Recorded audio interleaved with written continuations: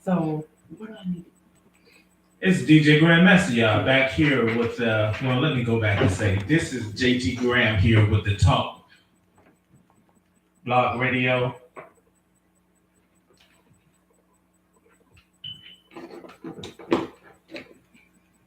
And you're in tune here with JT Graham here with the Talk Blog Radio. I have a special guest in the building tonight. Her name is Miss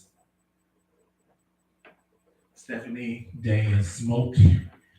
She is a attorney at law as well as author. I am a new author. And I was looking on your page, Miss Smoke. You also had a Wonder Woman sign on your cartoon character. Well, thank you. I certainly appreciate that.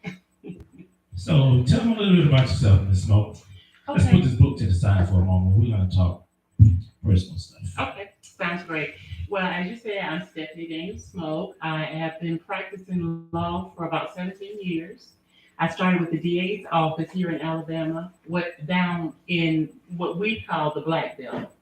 That, yeah, Okay. that's right. It covers actually Wilcox County, Dallas, Bibb, Perry, and Hale County. Okay. So that's how I started my career with the DA down there, Michael Jackson. Okay. Okay, I know Michael. you know Michael? Yes. Great, he was a great Smiling boss. in, but he's going to prosecute you. He's going to put you in the bar.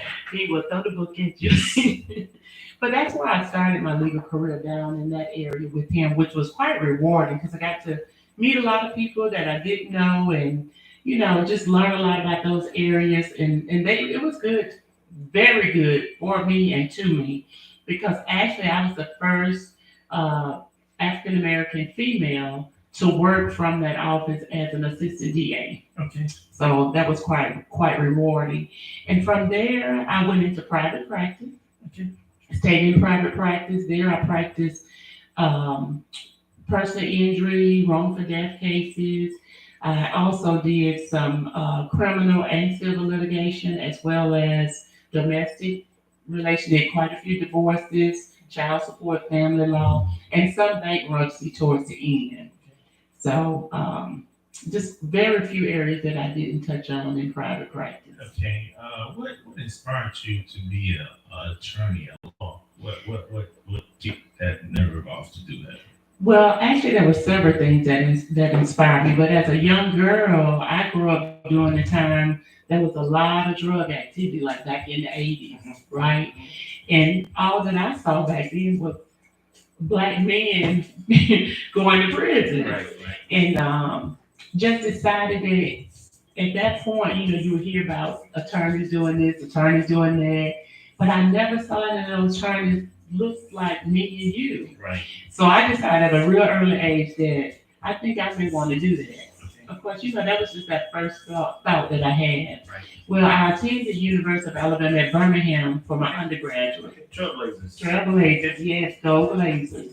And so while there, I think my junior year, I just saw a sign posted for mock trial of 18 and decided, okay, this sounds like it's something easy. You know how we're in college looking for those easy grades when you get towards the end. Right. And I took that as an elective and it totally changed my focus. It was, just very, very rewarding. And then that with the dream I have had as a young girl, it just brought everything into fruition. And from that point, I did it my junior and senior year. Okay. We did extremely well. And I decided at that moment that when I finished my undergrad, I was going to go on to law school. And that's what I did. Okay. That's great. So where did you grow up there, Miss Smoke? Now, I'm originally born in Manhattan, New York. Wow. Yeah. But I grew up here in Alabama, so my roots are here. My parents they were off in New York, and that's where I was born. But I grew up right here in Alabama, so I claim it. And over in Millbrook, Alabama. Wow. In Elmore particular, County. Elmore County. And I tell you something else. In Elmore County, I was elected to serve as the first female in the history of the county to serve on the commission. Wow. So I served a term there, and I just tell people I have a servant heart. It's just who I am. And so that's been very rewarding as well. Okay. So, tell me a little bit about the judicial system. I haven't been in it. Mhm. I don't want to get in it. I don't want anything to do with it. Right. But give me some insight on men of my skin tone. Okay. What's the ratio of them going to being incarcerated than our counterparts? Well, I don't have any up-to-date statistics, so I'm just going to tell you what I observed personally as a prosecutor and also as a defense attorney. Uh, Unfortunately, it starts in juvenile court. And it was very disheartening to see so many young black boys coming through the juvenile system. And basically, the stigma that's attached to a young child, a young black male, Right. which is what we saw mostly Right. traveling through that system, is that by the time they get to the juvie system, as we call it, they're gonna end up being a repeat offender. Right. So, it's something that we have to work on as a community to try to deter it at that age. Because what we don't want to do is see our young boys get caught up in that system. But it's almost like a never ending cycle for some, Yes. not all. Yes. And so by the time you get to adult court, district court, and circuit court, the numbers for us are just astronomical, just to be honest with you. But now it's hard for me to compare it to other races because remember, as a prosecutor, I prosecuted in a predominantly black area, the black belt area. Right. So that's all I saw. The counties that I prosecuted in that were not predominantly black, I still saw a lot of black men. Right. But, I just think, and I firmly believe, having done it from the prosecutorial side and as a defense attorney, it starts at home. It starts in the community. And, I'm a firm believer that Yes. it takes a Yes. village to raise I was kids. telling my mom yesterday, to be exact. She was a judge, she was a lawyer, and a prosecutor, Mhm. and she would put that rod on you. She didn't mind sparing the rod. Right. She said she don't spoil the kids and everything. And I can remember myself. I didn't do my homework in that 8th grade. I didn't get lessons. I was to be with the rest of the hood. I called it, but wasn't no hood. And she said, "Okay, I'm gonna make sure you get the best of education. So I'm gonna take care of you. Don't worry about getting a lesson." So that summer, I didn't need my grandmother's job because we didn't have in the country where I grew up. We didn't have YMCA's and no boys Right. clubs. We played out in grandmama's yard, That's right. and she was working with the board of education at the time, and she got some of her people to come and pick me up on the short bus. She said they came up in the yard and everybody was out in the yard, and they called my name out, and the sounded so hostile when they called it. My cousin was out there, brothers and sisters was out there, and they playing this. JT is going on the shop bus, and that's what people need now. They need some intimidation with the kids instead of being the kids' parent or friends. There need to be a separation in there. Listen, I agree with you 100%. The neighborhood I grew up in, I can remember some of my little friends back then saying, "Oh, the pole light's on, I got to go." Right. Feel like your mama would say, "You better get home before the pole light come on." Right. But the people in our communities and neighborhoods back then, those were our friends. Right. Like I had one sister, but there was several other houses in my neighborhood where if I went to the house now and did something wrong, that parent was gonna get me. Then they were gonna tell my mama she was gonna get me. Mom and them said, when you leave home, you're taking me with you. That's right. So if we could get back to that type of, just observation from other parents, Right. who are not afraid to say, "Look, I'm gonna tell your mama, what you're doing is not right." Right. I think it'll help. Right. But I think we've become so far removed from that people just turn their head, they're afraid. Right. But for anyone who's listening, if you want to see what it looks like, now I know we're still in a pandemic, but once the courts fully open back up, you can just go in there and sit in there. I mean, If it doesn't move you to want to do something in your community, nothing will. Right. Because, these are our people, they're our children. Now, don't get me wrong, I do believe that, some people, some certain crimes you commit, you just gotta go to jail. Exactly. That don't mean we don't love you. Right. It doesn't mean we don't forgive you. Right. But you can't terrorize the community Exactly. and think you can, just have this. So, but there are a lot of kids who get caught up in these situations because they're acting out. They're Exactly. looking for some love from somewhere.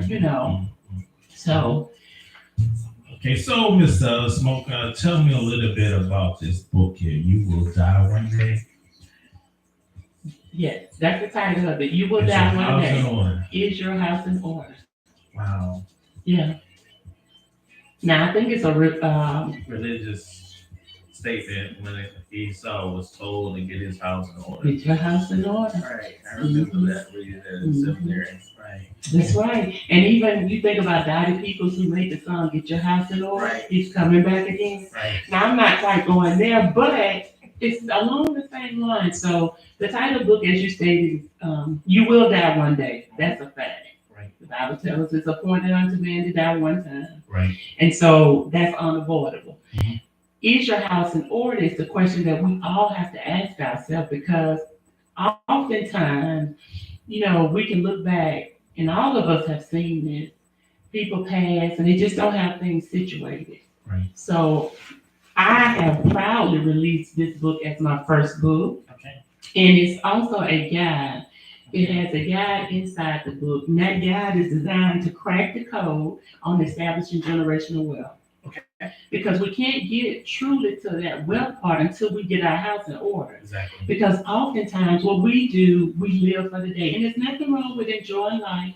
There's nothing wrong with partying. There's nothing wrong with vacationing.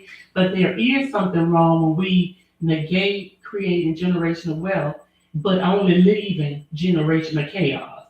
Okay? Exactly. So we definitely have to start preparing. Yes. We have to start preparing. Being a minister of the gospel as well, Ms. Smoke, Attorney Smoke, you see this happening Way too way often. too often. Way too often. You have people, they die, and I express this on all of my shows that I do. Get some type of insurance. Yes. Yes. One young lady told me, when I die, I'm done. When I'm dead, I'm done. Don't be selfish like that. Yeah. It's hard to see the funeral home and the funeral parlor and the people at the funeral home telling you, this body will not leave here until the money is The money paid. is paid. The funeral is Saturday. Mhm. You understand? I do understand. And that's one of the issues that my book addresses. Because what happens is, and I think it's just a lack of teaching. So in my profession, I've seen every angle of this. Right. Every angle where the people don't have insurance and they're trying to do GoFundMe pages and Fish they're fries, just donuts, trying anything they can to try to get people to get them buried, to have a decent burial. So not only is it selfish for the person living, I think we need to get to the root of it. Why is that? Why are you being so selfish? And I equate it to a lack of understanding, just a lack of information, because getting a policy is really not expensive, especially if you do it young. In the book, we talk about even before you even get pregnant, or no later than once you realize you're pregnant, you should be seeking out what type of policy do you need for that child. Okay? And in most cases, you can get a policy. Now, most insurance companies are going to require the child to be either 7 days old or 15 days old. You just have to check with your individual policy for that. But think about it like this. In the book, I talk about, let's not just look at it for burial. Look at all the other ways you can use insurance to create wealth. Right. So if you get an insurance policy for your child at the tender age of, say, 2 years old, so you wait till they're 2, you get a $200,000 policy, $100,000 policy. By the time that child turns 18, that policy has built some cash value. Right. And guess what happens? Say that child don't have to do anything to that policy until they finish college, but they want to buy a house. Can you imagine how much cash value Right. that you will have? So let's say something happened during their lifetime and you need a loan. Guess what? If you have a whole life policy, you can borrow proceeds from your whole life policy. Right.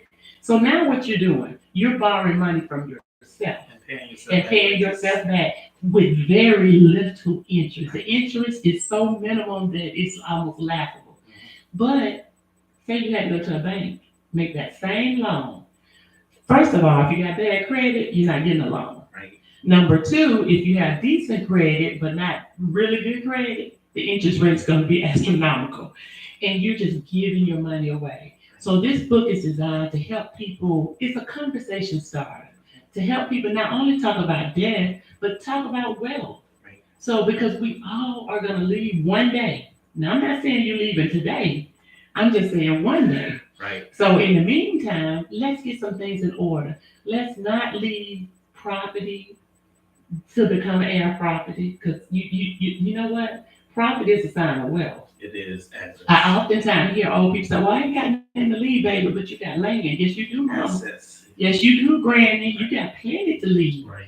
But if you don't leave it the right way, then all of that wealth that you could have passed has become heir property, which no one's gonna loan you a dime to do anything on heir property. Right. Not one thing. So those are the things we have to change. This book is designed to get families to start talking, to see how they can create legacies and foundations that are lasting. There's a scripture that I start off in this book, and you would appreciate this. In the very first scripture, it says, "A good man leaves an inheritance to his children." So we're behind, because some of us not even leaving it for our children.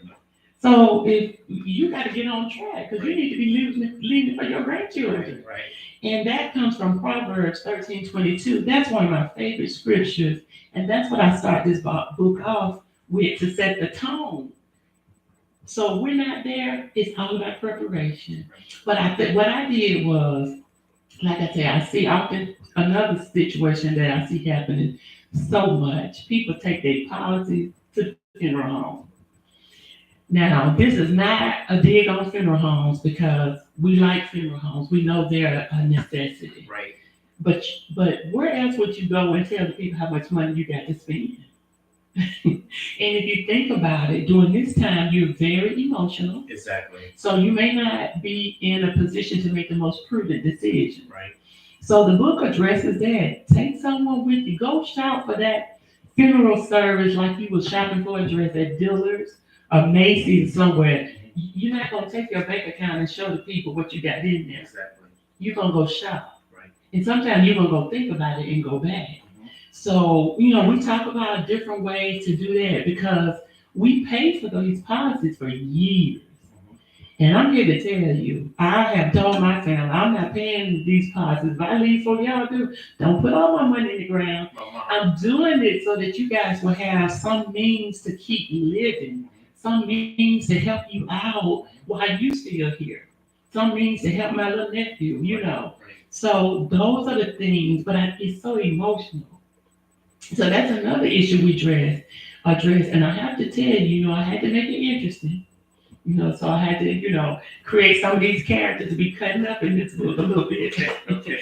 So because it is reminiscent of real life.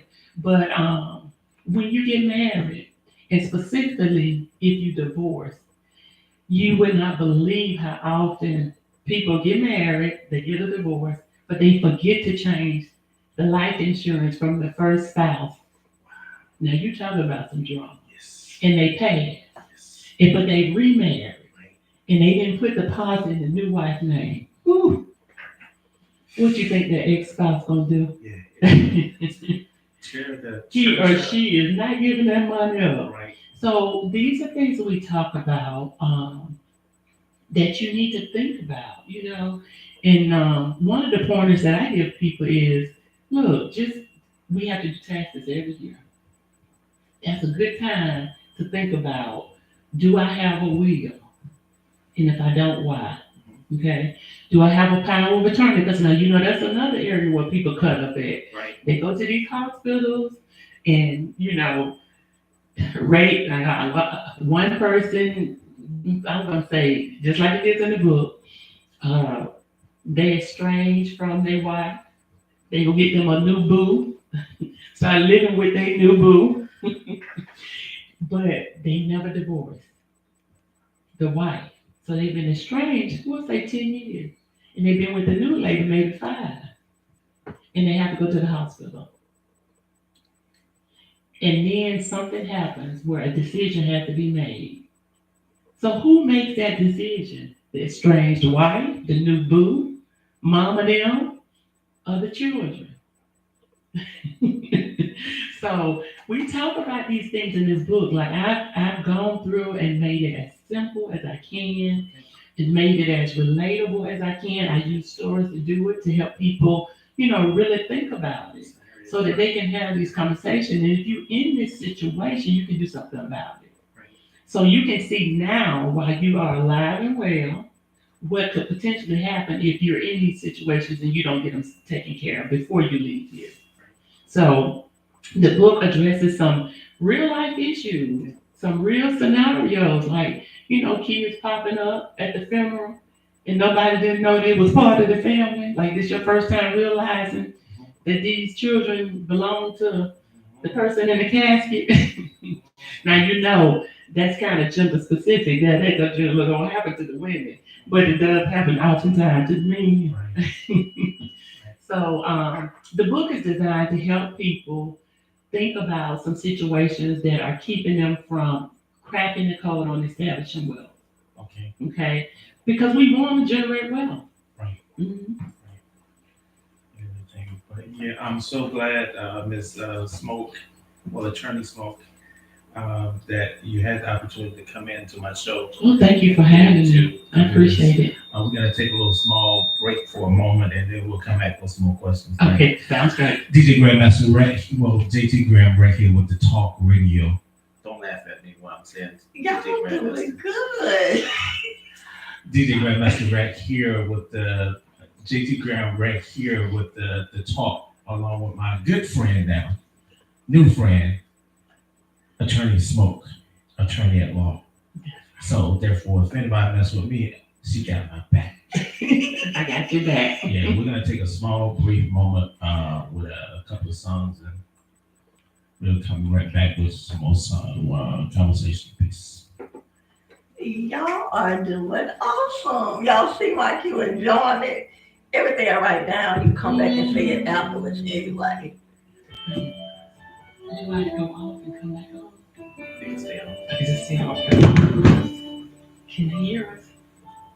Or I can put it's paused. I resume. Yeah. Okay. We doing good? Yes! Y'all just really, just like, what's going on with it?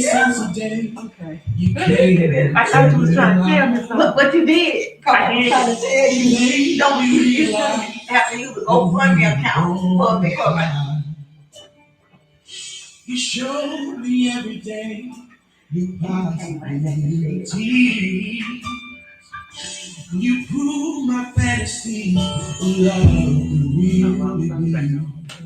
Let's go to a place only lovers go, to a spot that we never known, to the top of a cloud we'll float to the way.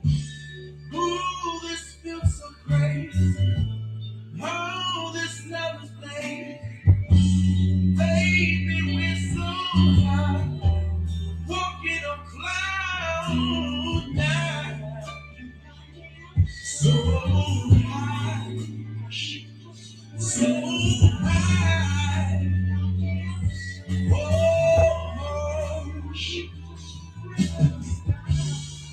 maybe later we could go to the moon,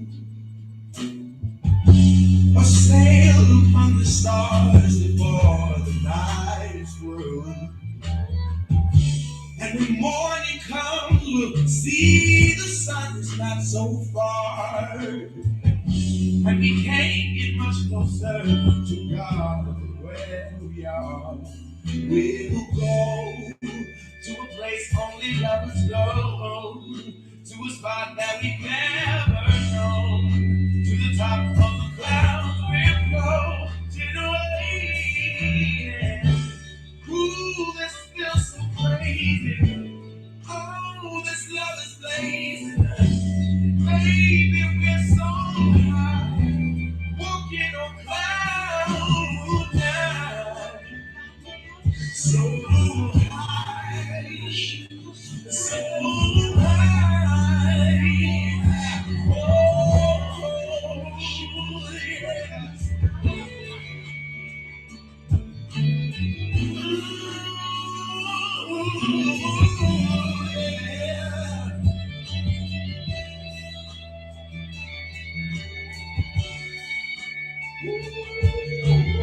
The Talk Radio Show, right here with yours truly, JT Graham, not DJ Grandmaster.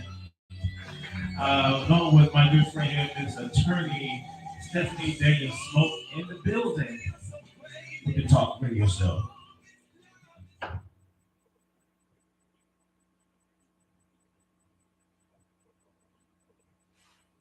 Okay, back in the business. Thank you so much again, Ms. Smoke, for tuning into my show, coming into my show. If you had one thing that you could do to make this world better, this is your opportunity. What would you say to the people? What would you say to my people, the youth? What would you say that can turn a little child around? Well, as an attorney, it's hard to just say one thing.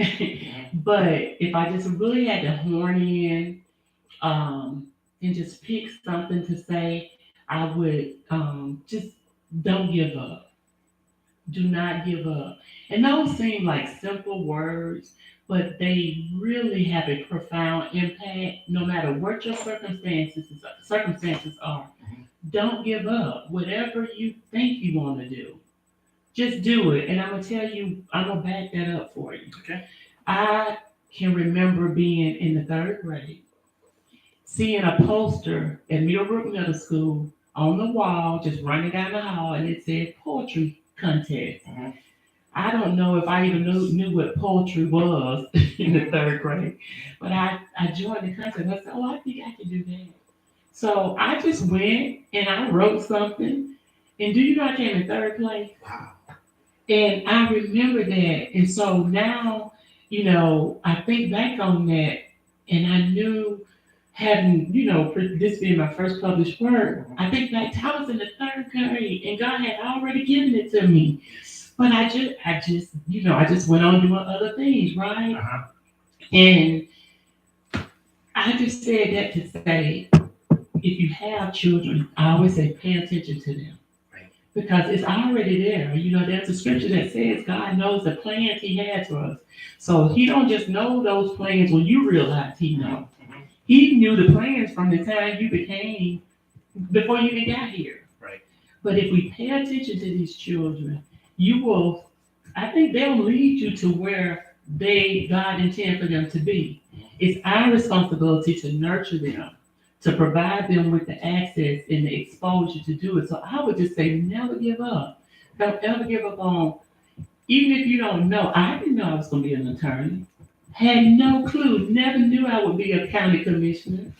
Never knew. And I always say like the first thing, like I was the first doing these things. I never ever knew that this was where I would be. Never knew that I would have 2 buildings in Elmore County that have my name on it. Wow. That speaks volumes. Never knew I would go before S&P 500 to present on behalf of Elmore County Commission so we could get bond rating. I had no clue. So, and I'm gonna tell you something else. Oftentimes, and I have to say this, we perceive children as being bad, like them bad kids. When a child is young and get pregnant, she was fast and she didn't get pregnant. Well, I want us to change that conversation. I want us to stop calling our kids bad, Right. because as you speak, you speaking seeds, you sowing that into that child. Exactly. Maybe that child needs a little bit more challenging. Maybe they not need, perhaps they're gifted. Right. Like you're not keeping them engaged enough. Right. That child that goes out and get pregnant as a teenager, let's go to the root of that. We know item mind is their workshop, but Exactly. where were you? What was going on that this kid had that much access? Right. But even if a child slips and do this, I think we have to use that as a teachable moment, because I know several people who have had kids early and went on to do great things in life. So I think our community just have to, we gotta stop cussing kids out. Because if you cussing at them, what else can they say if that's all they hear? Exactly. Now I would say this: my mother was strict, and she did not play. Now we couldn't go, but so many houses down the street, and you couldn't. But everybody in that neighborhood would tell on you too. Right. Right. But one thing that my sister and I knew, my mom did not play. She started out as a single parent, but she didn't play about you getting your schoolwork work. She did not. Now we were in sports, we were involved in things, but you gonna get your schoolwork done. You were gonna get your chores done. And I came up during a time with my mom. I didn't get a lot of whoopings. I'm gonna be honest with you, because it didn't take me getting but a couple to realize that wasn't the route I wanted to go. But I had that mom that could look at you, and that was worse than getting a whooping. So parenting is important. But what you pour in your kids, if you pour it into them young, they're gonna reap it faster. Exactly. And we got to realize that just because we came up that way, someone had to break the cycle. Exactly. We can't keep repeating these generational uh, mishaps, Right. and they create other generational curses. Because we're at a place now, if you're not proud to be a Black person today, then we need to do some one-on-one intervention with you, Right. okay? Because Black people are really making a difference. You see, we just had the first female, to the Supreme Court justice. I mean, that is huge. And I know you said one thing, but I gotta say one more thing. If I could encourage these young people, go to school, get your degree, if that's for you, and get a law degree. The one thing that I learned quickly about a law degree, I was that person where I always wanted to know. I wanted to know how far I could go. I wanted to know. I didn't want to just depend on somebody telling me. Exactly. But that's what a law degree does for you, because you learn so many areas, and you learn it. Your thought process changes. You don't look at things the same, but you learn how to cultivate experiences in your knowledge to help you in so many areas. Okay. So I would encourage people to also consider getting a law degree. Even if you're going to be a nurse, you can still get a law degree. I went to school with a gentleman who was an ER doctor, Wow. like chief of staff up in Huntsville, but he was in law school with me. And you know why? Why he was in law school? He said because he owns several businesses, a few ambulance companies, and he just wanted the knowledge. He never intended to practice. He just wanted to know that when he went to the table for negotiations with his attorney, that they knew they were doing what they were supposed to do. Exactly. Okay, so I would just don't give up. Just do not give up, and don't forget to get my book, because it's going to help you. It's going to help you get the conversation started. Yes. It's going to give you the information that you need. And not only does it have a guide in there to help people start chronicling, getting things in order, I have listed several bar associations that provide pro bono services. Okay. Because oftentimes people think, oh, I can't afford an attorney. Well, there are several organizations, and I list them in that book as a resource. So it's a great resource for people to have and refer back to. Now, does it cover every situation that you could possibly have? No. Because, when you're doing generational wealth, this is the conversation starter. Now, I got a couple more books going to come behind it, because then we got to talk about trust. setting up trust. I won't go there tonight, but but we got to get the information out there. And I think for us, it's just not having the information where we understand it. Okay, so that's pretty much my spiel on it. Okay. Mhm. All right. Now, if I get somebody to get one of these books, where would they purchase one of these books at? Okay, they can go right now on Amazon Okay. and purchase their book and get it within a few days. Okay. Next week, they'll be able to get the book also. Well, I say next week, but probably the latter part of this week, they'll be able to get it on Barnes and Nobles also. And I am having a book launch release and book signing event on April the 24th. Where is that going to be located in Miss Transform? Okay, that's on a Sunday. That's going to be at the Marriott Legends down in Prattville on the golf course.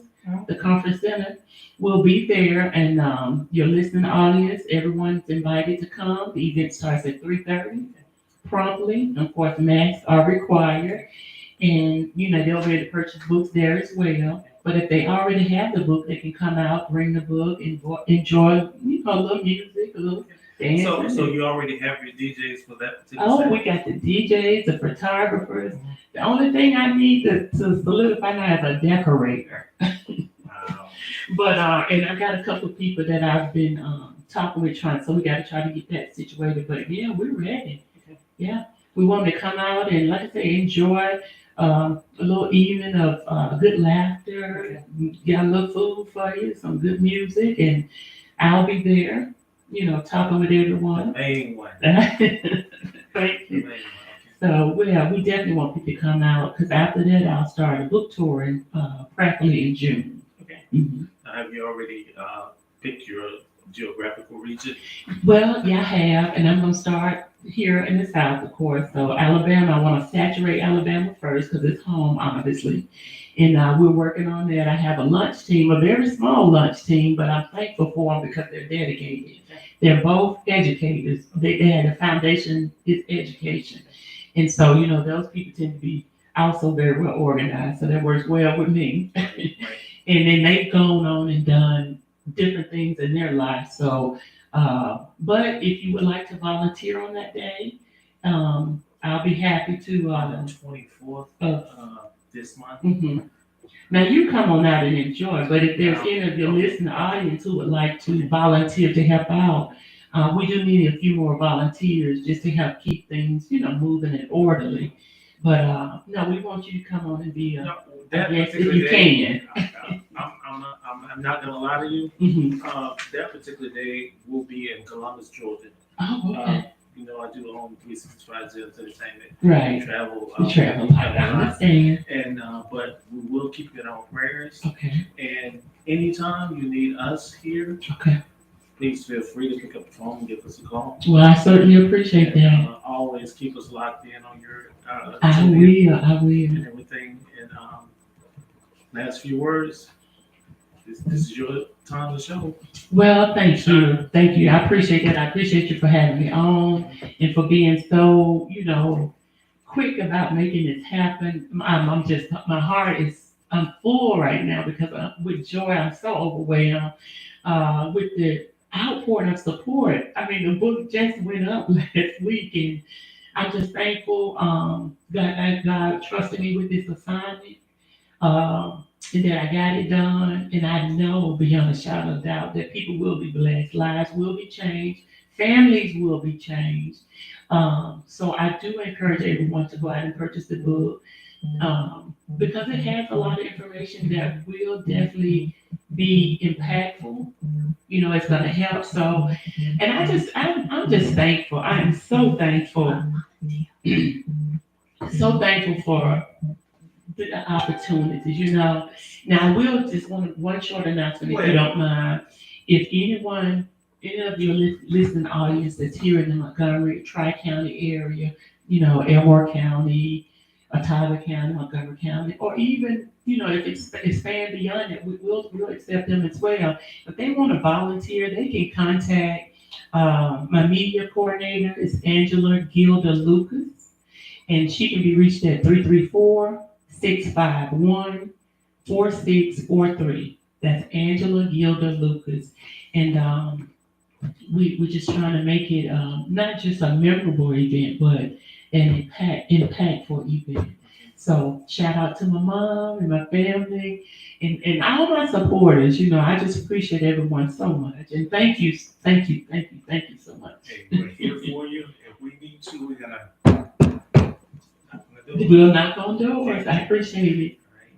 But you heard it right here on the talk. We're here with JT Graham. Don't laugh at me. With JT Graham here with the talk. We want to thank Ms. Attorney Stephanie Daniels Smoke for taking the opportunity to come in and sit down and talk with me. Like, it's for real. It's serious, people, that we need to get our houses in order, because if not, it's gonna be too late to say, oh, when that time comes. I'm JT Graham here with the talk, and it's been real, y'all. Have a great day.